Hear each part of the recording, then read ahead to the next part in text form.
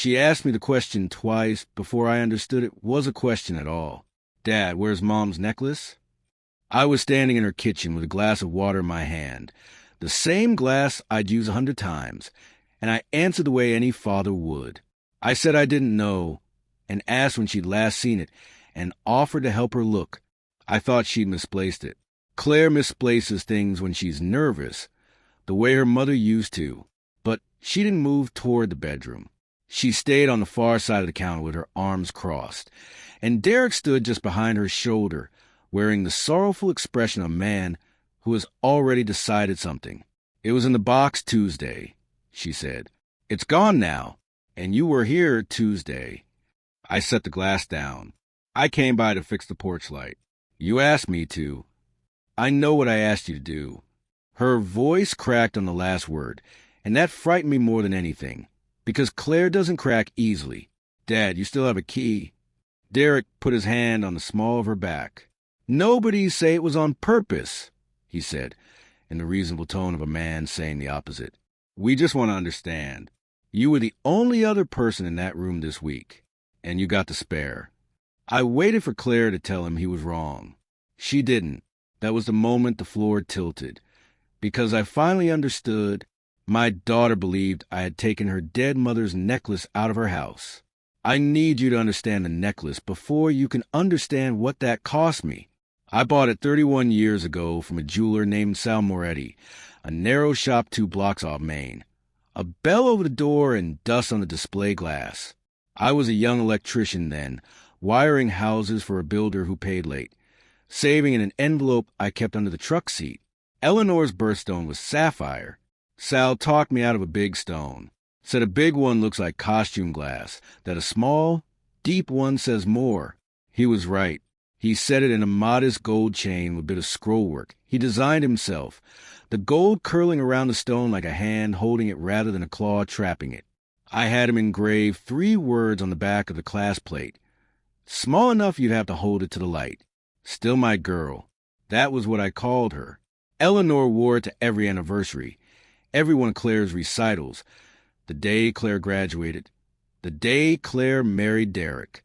She wore in the hospital until her hands got too thin, and the clasp kept slipping, and Sal, older by then, slower, still behind the same counter, soldered that clasp back together one last time and wouldn't take my money. He left a small bead of solder on the tongue of the clasp when he did it, told me it was rough, not factory smooth, and that he could pick it out of 1,000 necklaces. His handwriting, he called it, after Eleanor passed. The necklace sat in my nightstand drawer for 3 years.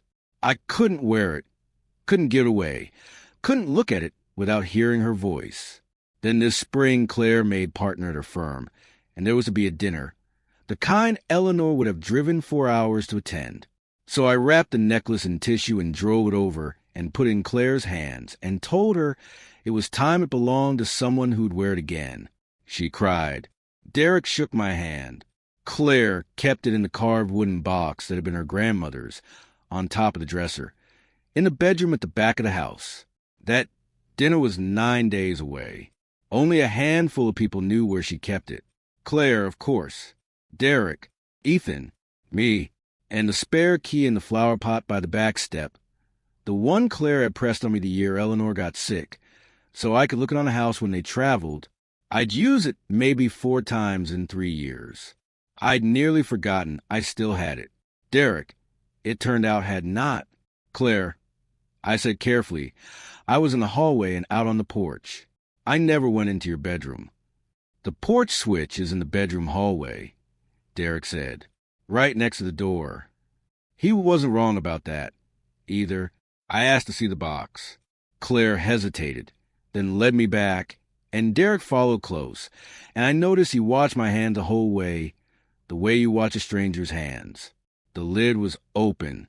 Her grandmother's brooch was there, a pair of gold earrings, a ring worth more than the necklace by any honest appraisal, all of it untouched. Only the sapphire was gone, only the one thing that couldn't be replaced with money. A thief who wanted cash would have taken the ring, I said, half to myself. Derek shrugged. Or somebody who wanted something else. I asked Claire quietly to let me help her find it. She looked at me a long moment. Then she held out her hand, palm up, and I understood what she wanted before she said it. "Give me the key, Dad." I took it off my ring and set it in her palm. I've never been able to bear the sight of her frightened, and refusing what looked like the thing they were accusing me of. Derek exhaled slow, like a man who'd won something. And that was when I saw it. Tucked under the edge of the wooden box, a small folded slip of paper with my own handwriting on it. A hardware list, 3-way switch, wire nuts, a bulb. I'd scrawled in the truck that morning, so I wouldn't forget. I had no memory of ever setting it on my daughter's dresser. "That's yours, isn't it?" Derek said. "Not a question. It's my list." It was in my shirt pocket, and now it's by the box. He said it gently, sadly, as if it pained him to point out. I looked at Claire, waiting for her to see how absurd it was, that a man would carry off a necklace and leave behind a slip of paper in his own hand, like a signature. But she wasn't looking at the paper. She was looking at me, and I understood she wasn't seeing evidence at all. She was seeing every time I'd gone quiet when she needed me to speak, every disappointment I'd wrapped in silence and called strength. I left before I said something I couldn't take back. That was Thursday. By Sunday, the story had traveled. My sister Diane called first, which told me plenty, because Diane doesn't call unless she's been sent. She asked how I was holding up. When I asked her holding up from what, she went quiet, then said, "Claire's just upset. Nobody's saying you meant anything by it." There was again that phrase, as though the family had held a meeting and agreed on the wording. My nephew stopped answering my texts. At my grandson Ethan's ball game the next week, 2 fathers I'd stood beside for years suddenly had somewhere else to be. Nobody accused me of a thing. That was the worst of it. There was no charge to answer, no door to knock on, only a coolness, a half-second pause before people spoke to me, the sense of being quietly moved into a different category of person. There was a moment at the hardware store that stayed with me.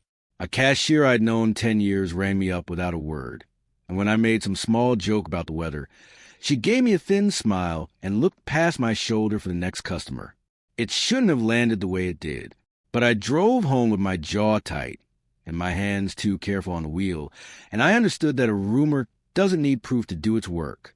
It only needs to be repeated by people who'd rather not think too hard about it. I need to tell you about Derek and me, because it matters. I never hated him. I want to be honest, since honesty was the only thing I had left. But I never fully trusted him, and I think he always knew it. He was charming the way men are when they need to be like more than they need to be truthful. He sold financial products, annuities, portfolios, things I never followed. And he was good at it, or seemed to be, because the house grew and the cars turned new and Claire stopped mentioning money the way she used to. When they got engaged, he took me to lunch and told me he would take care of her. I remember thinking a man who has to promise that out loud is a man already worried he can't. I said none of that to Claire. That has always been my flaw, and I knew it even then. I believed the loudest way to love someone was to keep my mouth shut and let them build their own life. Eleanor used to tell me silence isn't the same as trust. I didn't listen, and now my silence about Derek looked, to my daughter, like an old grudge, which was exactly what made it easy to believe I might strike at him, and at her through the necklace. So I understood why she believed it, even while it was cutting me. I'd given her 30 years of a father who never quite said what he felt. Derek had given her a warm, certain voice telling her a simple story. Simple beats silent every time. I did the only thing I know how to do when the world stops making sense. I started at the beginning and worked forward, the way I trace a fault in a house's wiring. You don't guess. You follow the current until it tells you where it's grounding out. I laid out what everyone had actually said. Derek had told Claire and later told Diane that he got home Tuesday around noon and that the necklace was still in the box then. He'd seen it when he changed his shirt. That was how they'd sealed the window around me. Present at noon, gone by evening, and I was the only visitor in between. But something in that snagged, and it took me most of a sleepless night to name it. I'd arrived a little after 9 that Tuesday. Derek's car was gone. The driveway was empty and I'd parked in it. I'd shut off the breaker, replaced the switch in the hallway by the bedroom door, tested it, turned the breaker back on, and left before 11. And when I left, I'd had to back the truck out around Derek's car, because sometime in those 2 hours he'd come home, quietly, without my hearing him over to work. Long before the noon, he swore he'd walked in and seen the sapphire safe. I sat with that until the sky went gray. A hurt man will bend any small thing into the shape he wants, and I knew it. So I didn't call anyone. I decided I would find proof I was wrong before I let myself believe I was right. I checked my own record first, because my phone remembered the day better than I did. There was a hardware charge, stamped 8:41 that Tuesday morning, the debit posting to the minute. There was a drive to Claire's, the little map with its blue line. There was a text I'd sent her from the driveway before I pulled out. Porch lights fixed, love you, time 10:52. She'd never answered it. At the time, I'd told myself she was busy. Then I did the thing I should have done first, and looked at the photograph. I take pictures of my work. Every electrician my age does. It's how you cover yourself when a customer later swears the outlet was dead before you touched it. I'd photographed the finished switch plate out of pure habit before I left, and there, in the corner of the frame, through the open bedroom doorway I'd sworn I never crossed, was the edge of Claire's dresser. On top of it, the carved wooden box. Lid closed. The timestamp read 10:49 Tuesday morning. I held the phone until my eyes ached. The box was closed when I left. Not open, the way it was when Claire showed me. Someone had opened it after 10:49, and Derek claimed to have seen the necklace inside at noon, which meant either he'd opened a box I'd photographed shut, or he'd never looked at all, or the sapphire was already gone before he said he saw it. I couldn't tell which yet, but I had a thread, and I've learned in 40 years of work that you don't yank a thread. You follow it gently until it leads you somewhere. There was one more thing in that photograph. Behind the dresser, the closet door stood open a few inches. I remembered it being shut when I walked past it to reach the switch. I remember because the closet is where they keep the little floor safe. Derek had shown it to me proudly the year they bought the house, a fireproof box bolted down, the kind you keep passports and deeds in. He'd been so pleased with it. A man who'd never owned anything worth protecting, finally protecting it. I didn't know what the safe had to do with the necklace. Maybe nothing, but I wrote it down instead of deciding what it meant. I went through the rest of that morning the same way, line by line. My call log showed nothing after the text to Claire until a supplier rang me at 11:30, and I'd taken that call standing in my own driveway, 20 minutes across town. There was a receipt in my glove box that put me at the lumber yard by noon. None of it proved I hadn't touched the box. A man alone in a house proves nothing, but it built a spine of small, dull facts, and dull facts have saved more innocent men than eloquence ever has. The hardest thread ran through my grandson. Ethan is 15. He'd been home sick that Tuesday. Claire had mentioned it weeks ago, in passing, long before any of this, that he'd stayed home with a stomach bug. I hadn't seen him. He doesn't drive, and he'd been upstairs the whole time I worked. I never knew he was in the house. I asked to take him to lunch that Saturday. Claire agreed warily, and I think only because she couldn't find a reason to refuse that didn't sound like the thing she was accusing me of. He wouldn't look at me over his burger. I let him not look. I told him I wasn't there to ask him to pick a side. Then, quietly, I asked whether he'd heard anything that Tuesday morning while I was downstairs with the wiring. He turned his glass in a slow circle on the table. "You're not supposed to talk to me about it," he said. Dad said. I let that sit between us. I heard the front door, he finally said, so low I had to lean in, twice. Once when you came, I figured, and then again later. I thought it was you leaving, but he stopped, and his ears went red. I looked out my window. Your truck was still in the driveway. Grandpa. Both times the door went, your truck was still there. Then he shut down the way a frightened kid does, said maybe he'd imagined it. Asked if we could please talk about something else. I didn't push. I've pushed people my whole life by refusing to speak. I wasn't about to start hammering a scared boy across a diner table. I told him he'd done nothing wrong, and I meant it, but I drove home turning it over. The front door had opened a second time while I was still inside, or just after I stepped out, and I'd heard nothing, because I'd had the breaker off and my head in the switch, and because an old house swallows sound. Someone had come and gone through that door in the very window. Everyone had sealed shut around me. Ethan had heard it. He was too afraid of his father to say so to anyone but me. The money found me by accident, the way these things do. I still take small jobs around town, favors mostly, and one of them was for Marie, who keeps the books for a handful of little businesses out of an office above the pharmacy. I was up her ladder fixing a flickering fixture when she said, not unkindly, "You holding up all right, Frank? I heard things are hard with Claire." I told her things were fine. She let it go, then, changing the subject the way people do when they aren't really changing it, she said, "You tell your son-in-law he's not the only one.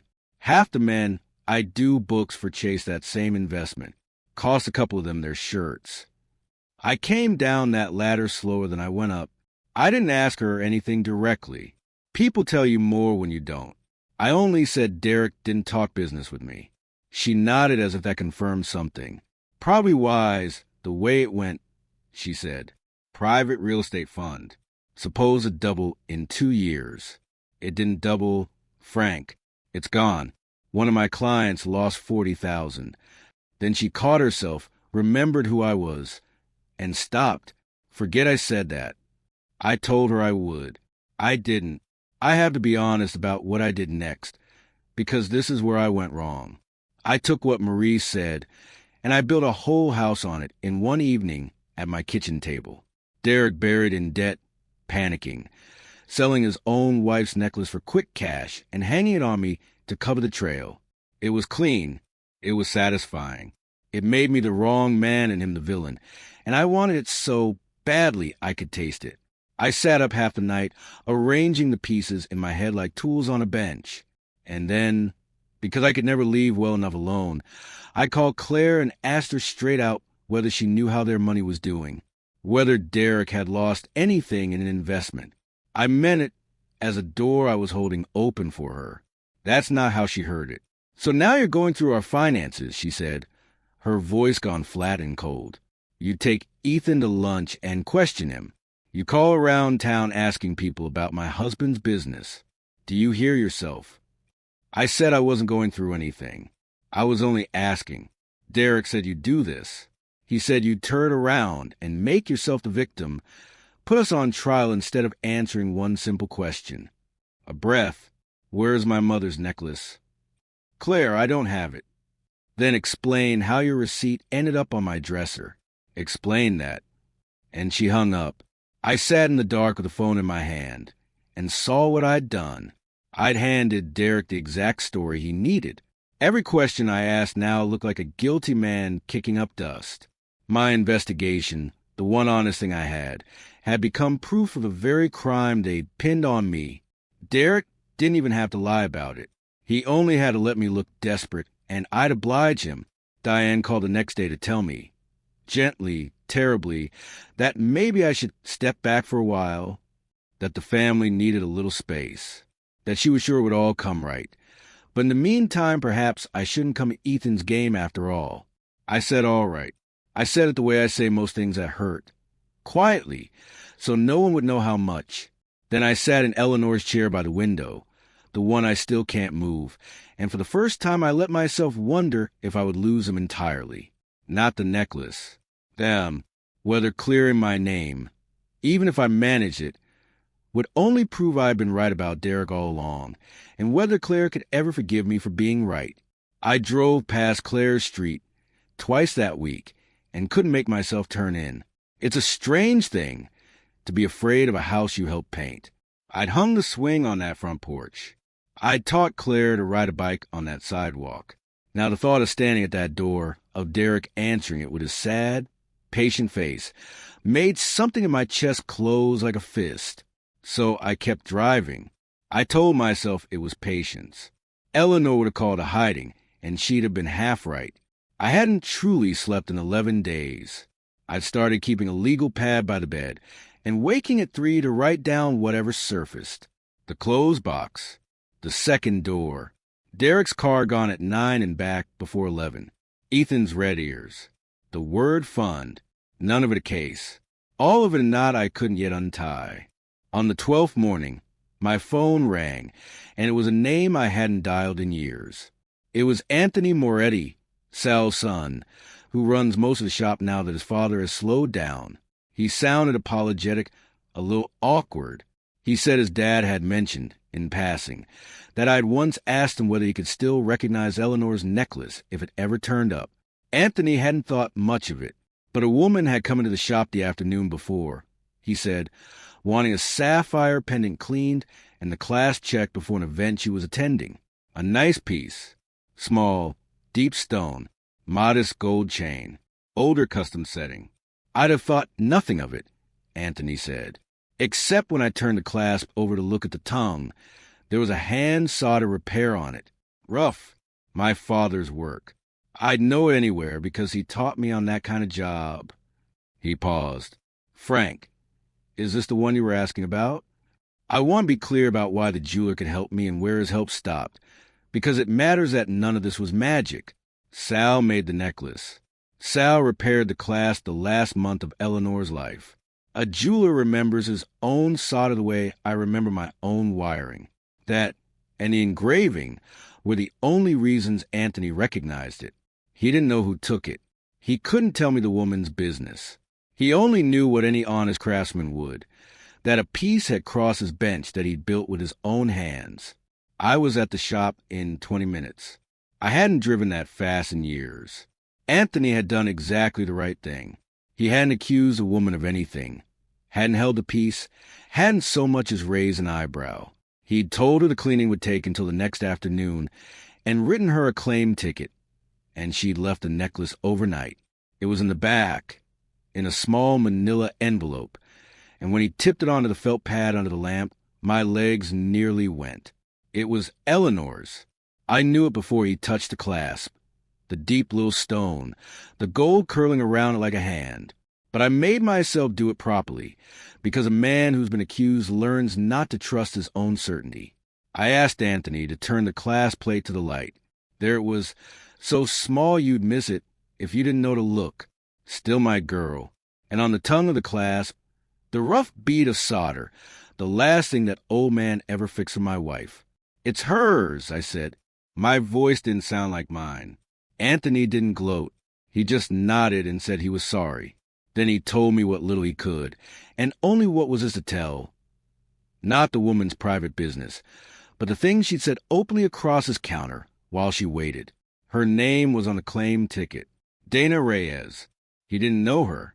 She'd paid cash for the cleaning up front, and when he'd made small talk and asked if it was a family piece, she'd said no, quite frilly, that she bought it secondhand just a few days earlier and wanted it looking right for a wedding she was standing up in that weekend. She'd even mentioned where she got it. A consignment shop out by the highway, 2 towns over. Village Consignment. She'd called it. She had no idea it was stolen. That was plain in how easily she talked about it. Whoever put my wife's necklace into that shop had turned it into an ordinary second-hand pendant. One stranger's memory sold cheap to another stranger for a wedding. I stood there a while with my hand flat on the counter. The way you steady yourself when a floor you trusted give a little. Eleanor had worn that necklace the night Claire was born, too tired to lift her head, and she'd asked me to fasten it because she wanted our daughter to open her eyes on something of her mother's. I hadn't thought of that in years.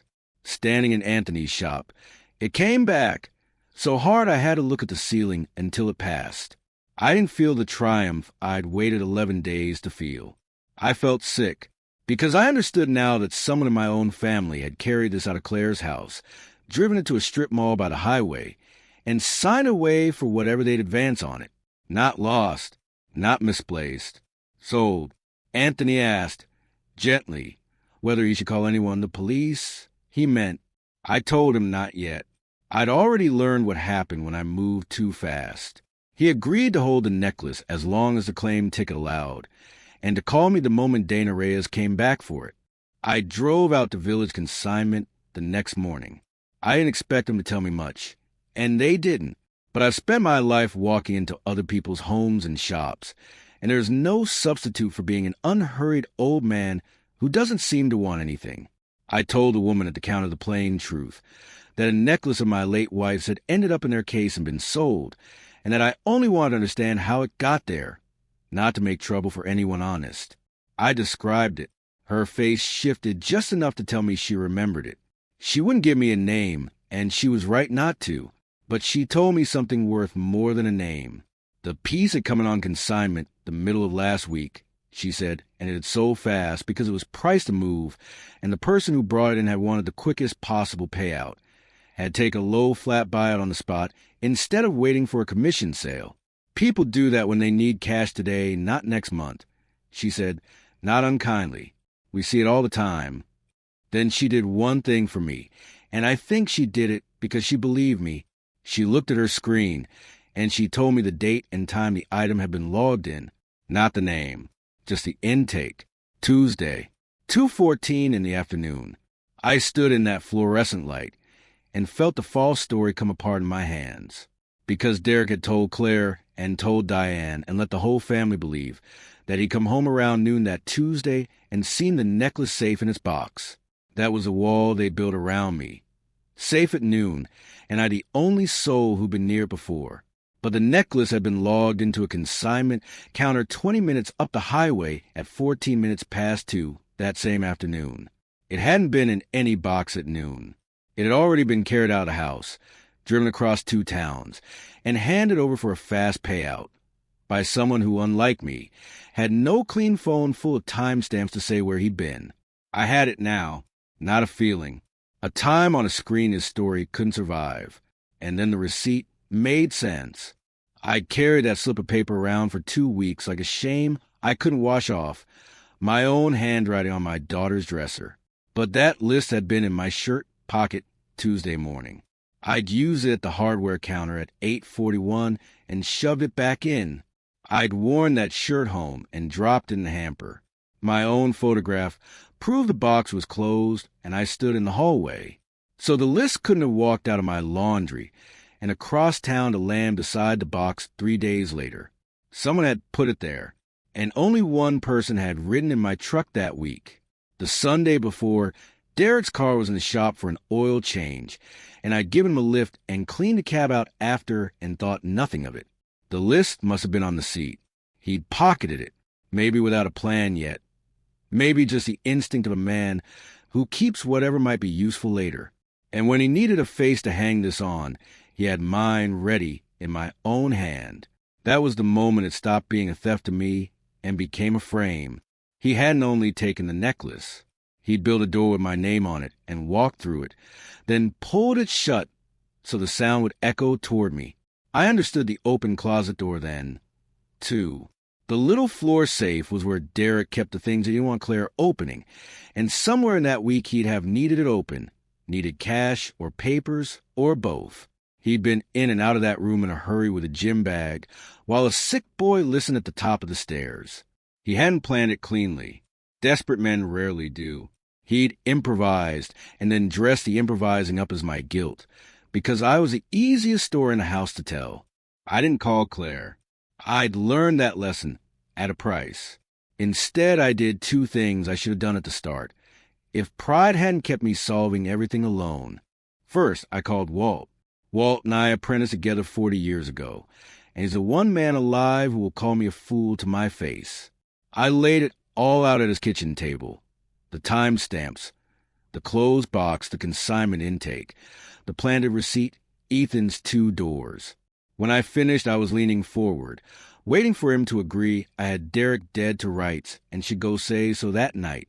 He didn't. He sat back and said, "So you'll walk in with all this and blow her whole life apart in one evening. That the plan?" I said the plan was the truth.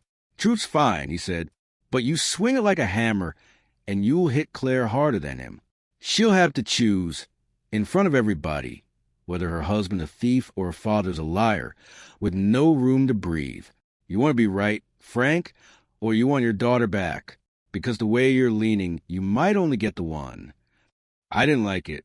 I sat with it anyway, because Walt has never once been wrong about me, only early. The second thing I did was spend an hour with a lawyer, a friend's daughter who does estate work. I didn't want to sue anyone. I wanted to know what I actually had and what I was allowed to do with it. She told me plainly.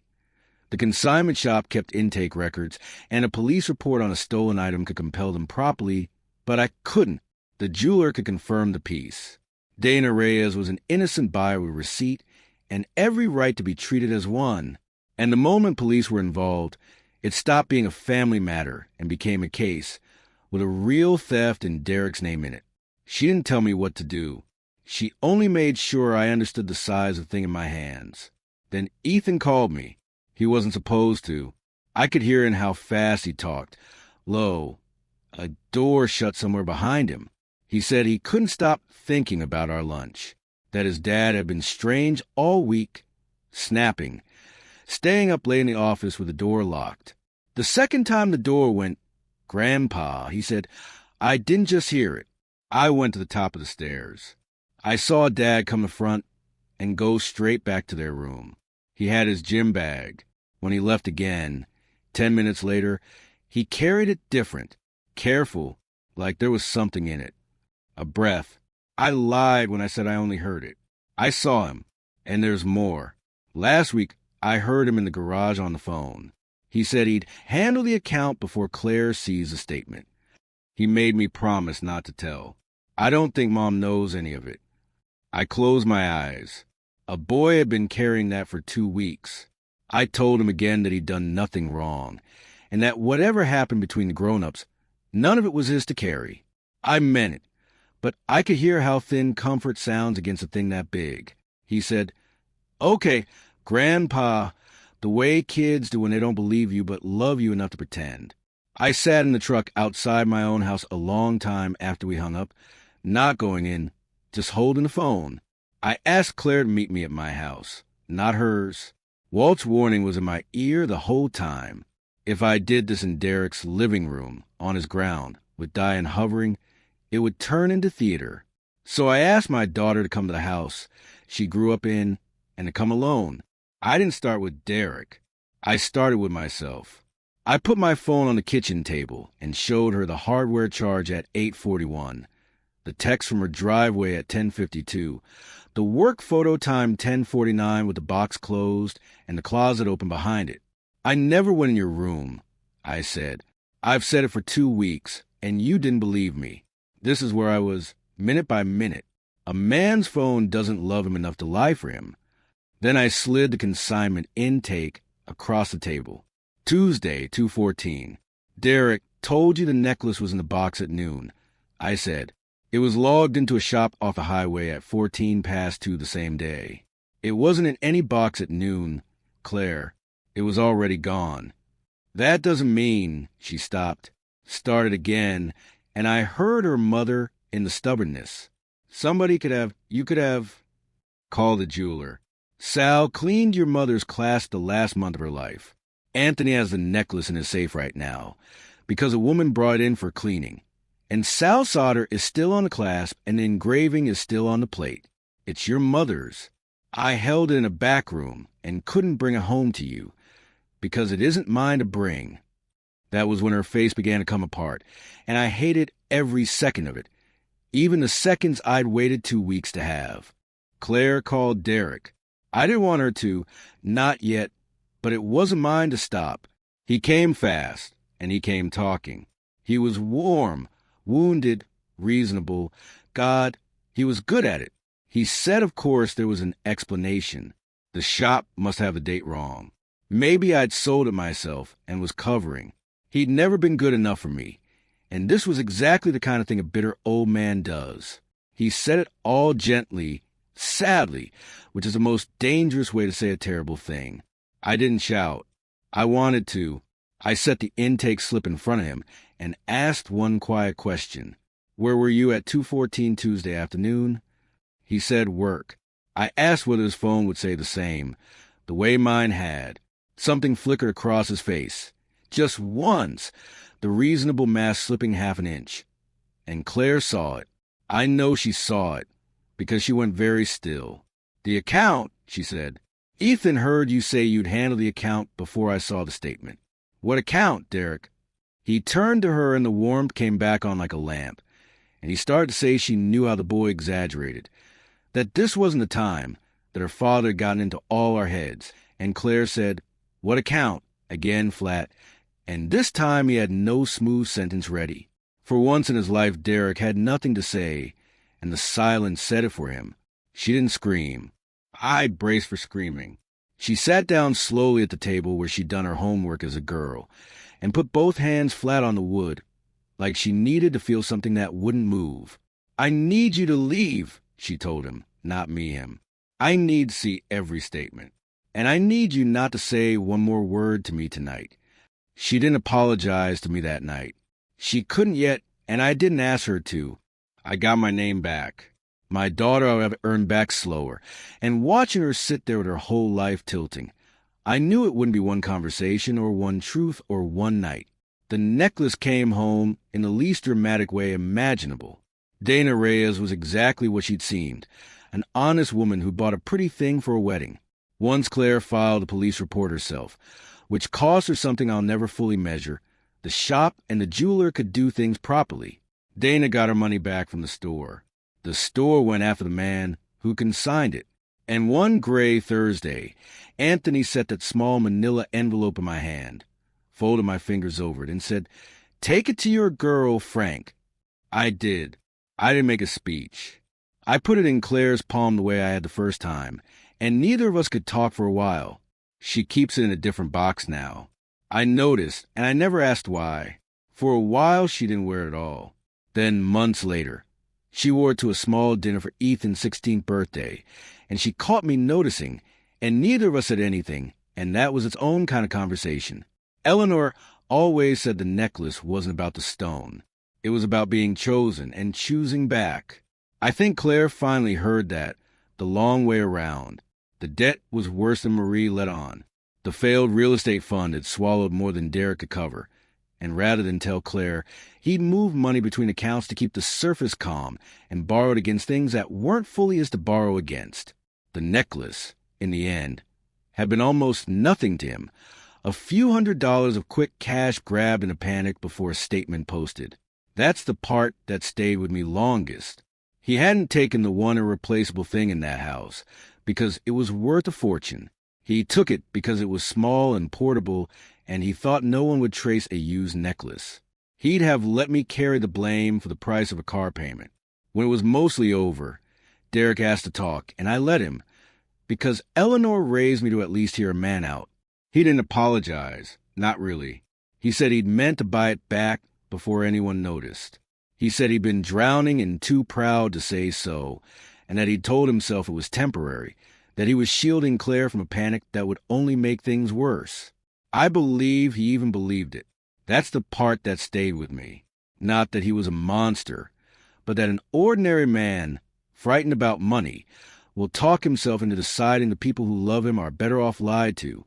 I've been proud and quiet my whole life. I understood him better than I wanted to. He didn't go to prison. Part of me wanted him to, and a larger part was glad, for Ethan's sake, that he didn't. Claire didn't press it that far. He paid the shop back, signed what he had to so the report could close, and moved into his brother's place across the county.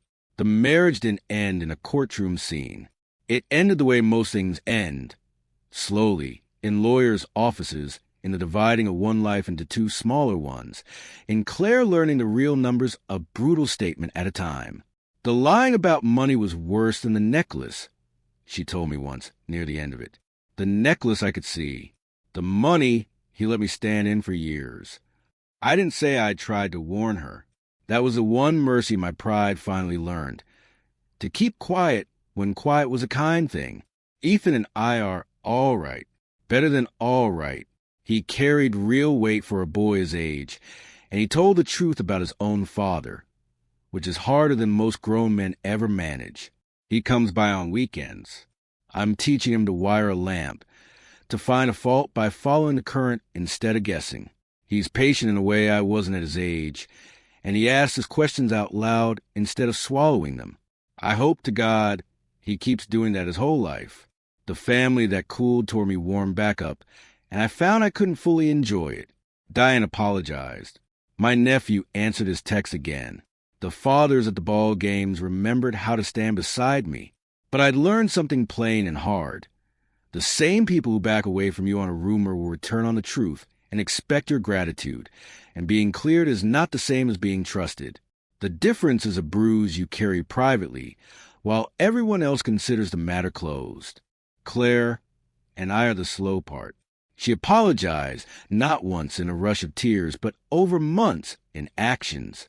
She drove out to thank an old jeweler in person for a bead of solder that gave her father his name back. She sat me down and asked me to tell her everything I'd seen in Derek over the years and never said, and she listened to all of it, even the parts that indicted her own trust. She calls on Sunday mornings now, not because anything's wrong, just to talk. As for the spare key, she never asked for another one, and I never offered. We both understood that door would open again only when she was ready to hand it back, and not a day before. I forgave her. Fully. She's my daughter, and I've learned that fear can make a person believe almost anything about almost anyone. But forgiving her and trusting her the way I did before that Tuesday turned out to be two different roads, and only one of them is short. We're careful with each other now in a way we never used to be. Maybe careful is just what love looks like after it's been tested and found it can bleed. Here is the thing I keep coming back to. An accusation takes a single afternoon, one sentence in the kitchen. It costs almost nothing to take back once the truth arrives. But the wound it opens keeps its own time, heals on its own schedule, and leaves a mark only the accused ever really learns to read. My daughter took her words back in a matter of weeks. I'll be learning to trust the sound of her voice on the phone for years. And I've made my peace with that, the way you make peace with weather, not because it's fair, but because it's real, and because she's still my girl, and I'd rather have her back slowly than not have her back at all. Notion AI finished. Copy code to clipboard.